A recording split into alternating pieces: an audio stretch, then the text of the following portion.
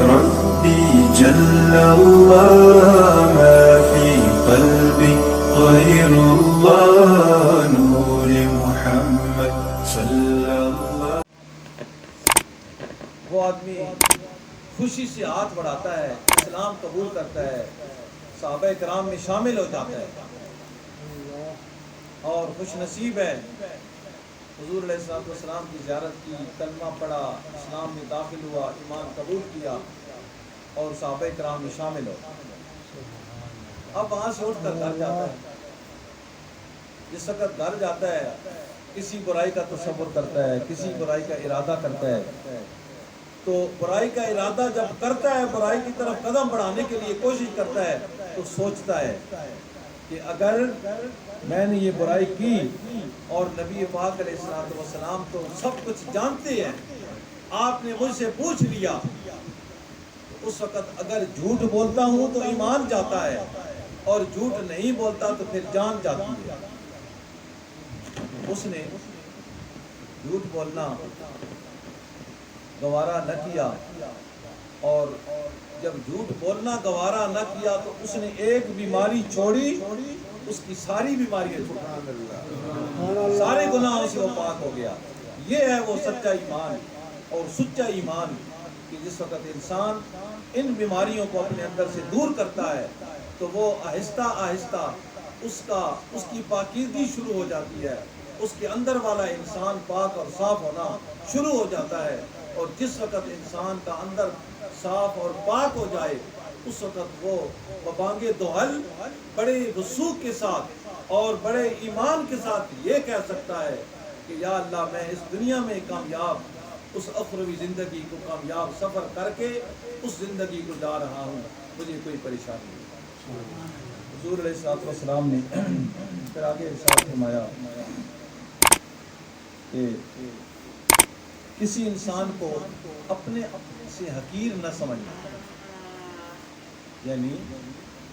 کسی انسان کو یہ نہ اپنے اندر سوچنا کہ میں اس بندے سے افضل ہوں، میں اس سے اعلیٰ ہوں، میں نمازیں پڑھتا ہوں، میں روزے رکھتا ہوں، یہ نمازیں نہیں پڑھتا، یہ روزے نہیں رکھتا، یہ اس میں یہ برائی ہے، اس میں یہ برائی ہے، اور کہتا ہے کہ میں اس سے اچھا ہوں، میں اس سے افضل ہوں، میں اس سے اعلیٰ ہوں. حضور علیہ السلام نے اس سے منع فرمایا. ہمارا دین سرے سے اس کی نفی کرتا ہے کہ انسان کسی کو کیا پتا ہے، کوئی نمازی آخری وقت اپنا ایمان سلامت لے کے نہ جا سکے،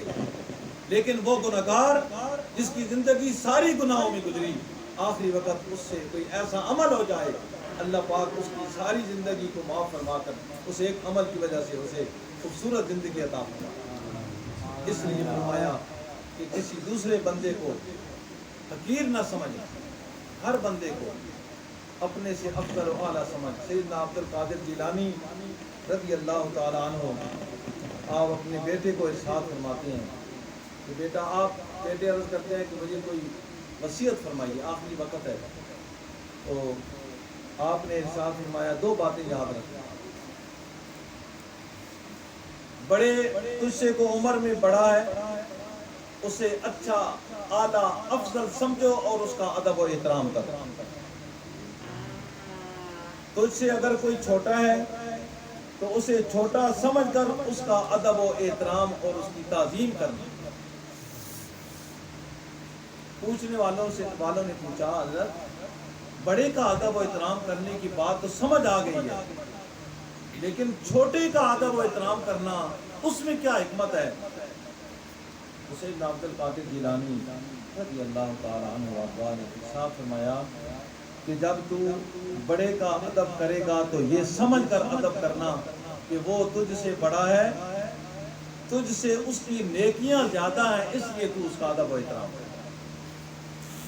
اور جو تجھ سے چھوٹا ہے اس کا ادب و احترام اس لیے کر کہ وہ تجھ سے چھوٹا ہے، اس کی عمر تھوڑی ہے،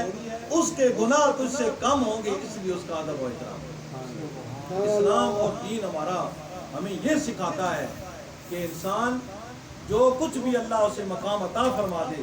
لیکن وہ اپنے آپ کو دوسروں پر بڑا نہ سمجھے، دوسروں پر اپنے آپ کو اعلیٰ اور افضل نہ سمجھے، ان جیسا یہ انسان تصور کرے کہ جس طرح وہ انسان ہے وہ مجھ سے افضل و اعلیٰ ہوں گے. مجھ میں یہ بھی برائی ہے، یہ بھی بیماری ہے، یہ بھی پریشانی ہے، اس لیے دوسروں کو افضل سمجھنا ہمارا دین ہمیں یہ سکھاتا ہے۔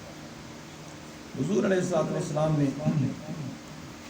اپنے اس غلام کی جب یہ بات سنی اور یہ اس کے سامنے چند چیزیں رکھیں تو ارشاد فرمایا، آپ نے ہاتھ اٹھائے، ہاتھ بڑھائے اور ہاتھ بڑھا کے ارشاد فرمایا، میں ان دو ہاتھوں سے تیرا ہاتھ سختی سے پکڑ کر تجھے جنت ملے گا۔ اس میں کیا چیز ارشاد فرمائی؟ 5 نمازیں، سال کے بعد 1 ماہ کے روزے، اور اس کے بعد یہ چند شرائط کہ انسان کے اندر نہیں ہونی چاہیے، یہ بیماریاں نہیں ہونی چاہیے۔ جس انسان نے اپنے آپ کو ان بیماریوں سے پاک کر لیا، 5 نمازیں پڑھی، سال کے بعد 1 ماہ کے روزے رکھے، حضور علیہ الصلوۃ والسلام اس کے لیے ارشاد فرما رہے ہیں، میں اپنے ہاتھ مبارک سے اسے پکڑ کر جنت ملے گا۔ دین یہی ہمارا ہے، دین اسی میں ہے۔ آج ہم سب سے جو بڑی بیماری ہم میں ہے وہ کیا ہے؟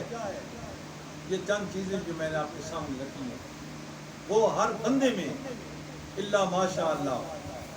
تھوڑی بہت پائی جاتی ہیں۔ ہمیں چاہیے مجھ سمیت کہ ہم کوشش کریں کہ ہماری محفلیں کسی کی غیبت کے بارے میں نہ ہوں، ہمارے دل کسی کے بارے میں حسد نہ کریں، ہم اپنی زبان سے جب بھی بولیں سچ بولیں اور اپنے آپ کو دوسرے لوگوں کے برابر، اپنے آپ کو دوسرے لوگوں سے کم سمجھے۔ جب ہر بندہ اپنے آپ کو دوسرے سے کم سمجھنا شروع کر دے گا، وہ کہے گا کہ یہ میرا بھائی مجھ سے افضل والا ہے، یہ میرا عمر میں مجھ سے بڑا ہے، یہ عمر میں مجھ سے چھوٹا ہے، اس کی نیکیاں، اس کے گناہ کم ہوں گے، یہ عمر میں بڑا ہے، اس کی نیکیاں زیادہ ہوں گی، تو یہ مجھ سے افضل و اعلیٰ ہے۔ اور اگر میں نے کوئی نیکی کر لی ہے تو کیا پتہ اللہ اسے قبول بھی فرمائے گا۔ یہ انسان تصور کر لے، اپنے اندر یہ چیزیں اپنا لے تو گویا وہ یہ زندگی بھی کامیاب تصور کرے گا اور اخروی زندگی بھی اس کی یقیناً کامیاب۔ آگے ارشاد فرمایا، قد افلح من تزکا وذکر اسم ربہ فصلی، کہ اس نے اپنے رب کا نام لیا، اس کا ذکر کیا